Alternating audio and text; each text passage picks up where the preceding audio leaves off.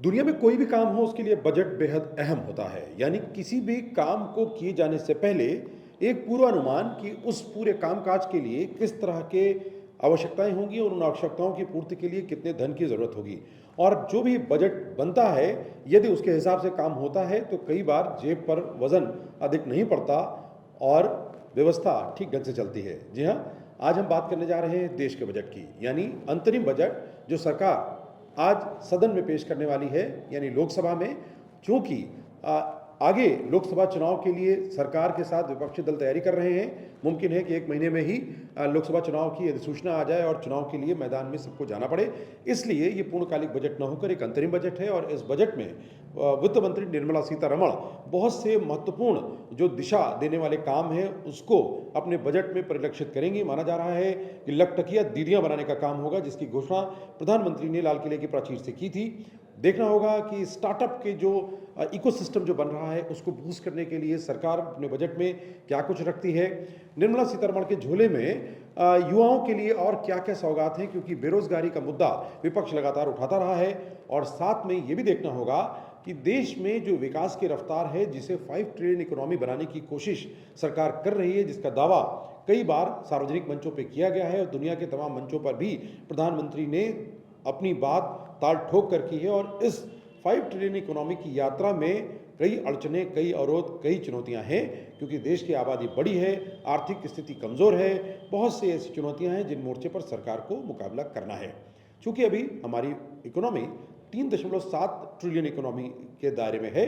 हम दुनिया की 5 अर्थव्यवस्थाओं में शुमार तो हो चुके हैं, लेकिन अभी पुख्ता तौर पर वहां जमने के लिए हमें बहुत काम करने की ज़रूरत है। बहुत तरह के वित्तीय विशेषज्ञ बहुत तरह के सवाल भी उठा रहे हैं, कई तरह की चर्चाएं हैं, लेकिन देखना होगा कि बजट में निर्मला सीतारमण इन सब सवालों के जवाब कैसे देती हैं। नमस्कार, मैं हूं राधेश्याम दीक्षित, आप देख रहे हैं द पेन डाउन। कोशिश हमारी है ताकि बुनियादी पड़ताल के साथ हम आप तक वो जानकारी लेकर आएं जिससे न केवल आप बाखबर हों, बल्कि आप सरकार को भी खबरदार कर सकें और आपके जो मुद्दे हैं, आपके मसाइल हैं, आपके मसले हैं, वो ज़रूर संसद में पहुँचे और उनका हल सत्ताधारी पक्ष के लोग यानी सरकार और विपक्ष के भी जो सांसद हैं वो जवाबदेह बने और अपने जिनके जनप्रतिनिधित्व का दायित्व उनके कंधे पर है उसका हिसाब किताब भी रखें। तो बजट सत्र पर हमारी नज़र रहेगी, बहुत सी खबरें आपके लिए लेकर आते रहेंगे, लेकिन बात होगी इस बजट सत्र यानी कि जो 2023-24 का बजट है, यानी बीते वर्ष का लेखा जोखा जो निर्मला सीतारमण सदन में रखेंगी और उसके ऊपर एक महीने तक उस पर मंथन होगा, विश्लेषण होगा और उसके बाद जो विपक्ष है वो अपने सवाल उठाएगा,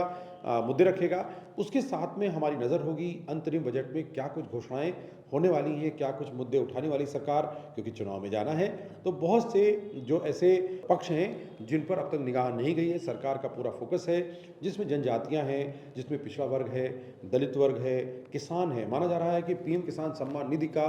जो अभी आवंटन है उसको सरकार बढ़ा सकती है, यानी किसानों को ज़्यादा पैसे दे सकती है, क्योंकि ये बहुत बड़ा वोट बैंक है। और सरकार किसी तरह के ऋण माफ़ी के दावे के जाल में फंसना नहीं चाहती और इस तरह के काम को वो बंद भी करना चाहती है और देश की जो आर्थिक गाड़ी है उसमें कुछ पैसा भी डालना चाहती है। और ये पैसा जाने से पूरा चक्र घूमेगा और ग्रामीण क्षेत्रों में लोगों की क्षमता खरीद फरोख्त की बढ़ेगी। इससे कारोबारी जो सिलसिला है वो भी आगे बढ़ेगा। और अगर ऐसा होता है तो ये मानते हैं कि जो हमारा इंफ्रास्ट्रक्चर का जो डेवलपमेंट हुआ उसका लाभ भी ले पाएंगी बहुत सी कंपनियां। और अभी जो सुस्ती है हमारे पूरे कारोबार में, उस कारोबारी जगत में, उसमें एक ऊर्जा आएगी, गति आएगी और इससे न केवल और कामकाज बढ़ेंगे, फैक्ट्रियां अपने काम को गति देंगी, बल्कि डिमांड और सप्लाई का जो चैनल है उसमें इजाफा होगा और सरकार और जो अपनी प्लानिंग ला रही है उस प्लानिंग के साथ उसका एग्जीक्यूशन करेगी। एक और बहुत बड़ी बात जिसमें लखटकिया दीदियाँ बनाना है, ये लखटकिया दीदियाँ वो हैं जो ग्रामीण आजीविका मिशन के माध्यम से करोड़ों महिलाओं को देश भर में जोड़ा गया है। ये दीदियाँ न केवल ग्रामीण अर्थव्यवस्था के लिए एक रीढ़ हैं, बल्कि वहाँ पर ग्राम जो उद्यम है, जो कुटीर उद्योग हैं, उनको बढ़ावा देने का बहुत बड़ा आधार हैं। सरकार का फोकस इस पर होगा, क्योंकि महिला सशक्तिकरण का जो पूरा बीड़ा सरकार ने पीछे उठाया था और वो इस बजट सत्र में भी सामने लाने की कोशिश है। प्रधानमंत्री ने संकेत साफ कर दिया है। उन्होंने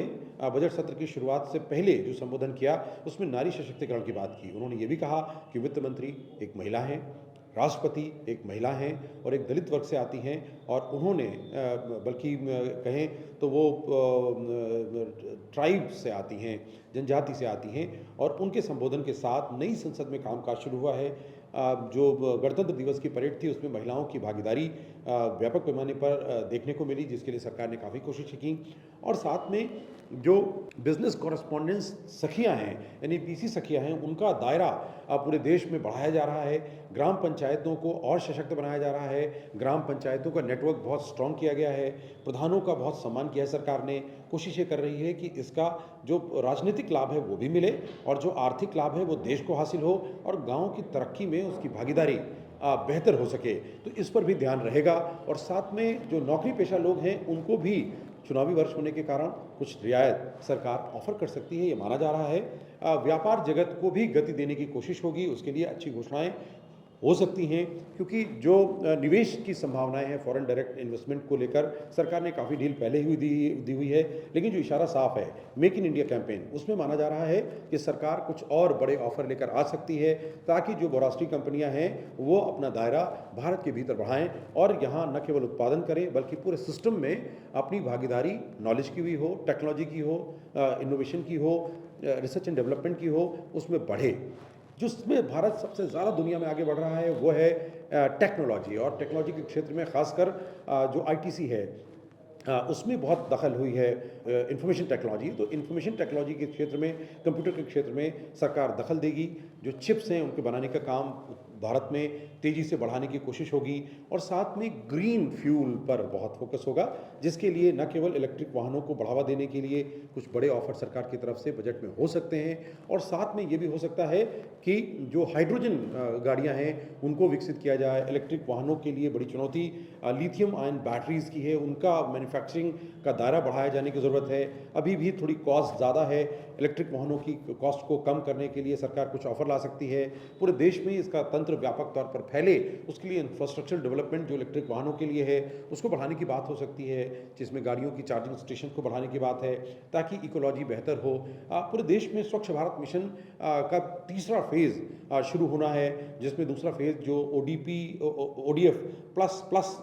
लागू होने की बात है, जिसको और तेज़ी से बढ़ाए जाने की बात है क्योंकि ODF प्लस बहुत से स्टेट्स अचीव कर चुके हैं, जिसमें उत्तर प्रदेश भी 100% ODF प्लस हो चुका है। लेकिन पूरे देश में ODF प्लस को पूरा करने के साथ में ODF प्लस प्लस पर भी सरकार का जोर है क्योंकि सरकार ये कोशिश कर रही है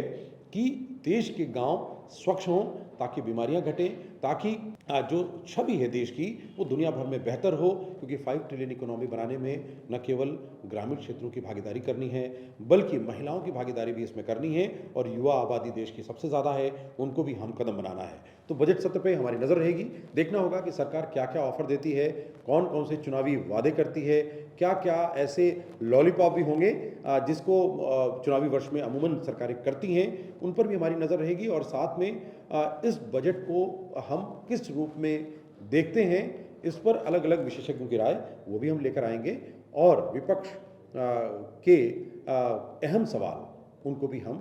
पूरी तवज्जो देंगे और जनता की राय भी हम लेंगे और रायशुमारी जिस पर हम आज ही से कार्यक्रम शुरू करेंगे जनमत, उसमें आपकी भागीदारी होगी, अपनी भी राय हमें दे सकते हैं। देखते रहिए द पेन डाउन। दीजिए अनुमति अपने दोस्त राधेश्याम दीक्षित को और बजट सत्र पर अच्छी जानकारी, अच्छी खबरें और आपके हित